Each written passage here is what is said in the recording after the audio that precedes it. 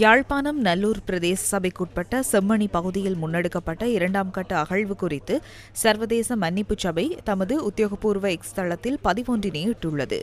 யாழ்ப்பாணம் செம்மணியில் மனித எச்சங்கள் மீட்கப்பட்ட பகுதியில் முன்னெடுக்கப்பட்ட அகழ்வு பணிகள் பாதிக்கப்பட்டோர் மற்றும் அவர்களின் குடும்பங்களுக்கு உண்மை மற்றும் நீதியை வழங்கும் முக்கிய படியாக இருக்கலாம் எனவும், இந்த நடவடிக்கை சர்வதேச தரநிலைகளுக்கு ஏற்றவாறு நடைமுறைப்படுத்தப்பட வேண்டும் எனவும் சர்வதேச மன்னிப்பு சபை வலியுறுத்தியுள்ளது. இந்த அகழ்வு பணிகளை நிறைவு செய்வதற்கு தேவையான நிதி மற்றும் வளங்களை இலங்கை அரசாங்கம் வழங்க வேண்டும் என சர்வதேச மன்னிப்பு சபை கோரிக்கை விடுத்துள்ளது. அத்துடன் அகழ்வு பணிகள் வெளிப்படைத்தன்மையுடன் முன்னெடுக்கப்பட வேண்டியதன் அவசியத்தையும் அந்த அமைப்பு சுட்டிக்காட்டியுள்ளது. மேலும் குறித்த பணியின் முன்னேற்றம், இடைக்கால கண்டுபிடிப்புகள் தொடர்பிலும் தகவல் பெறுவதை உறுதி செய்ய வேண்டும் எனவும் சர்வதேச மன்னிப்பு சபை தெரிவித்துள்ளது. இது பாதிக்கப்பட்டவர்கள் மற்றும் இந்த செயல்முறைக்கு இடையே நம்பிக்கையை மேம்படுத்துவதற்கும் உதவும் எனவும் அந்த அமைப்பு பதிவிட்டுள்ளது.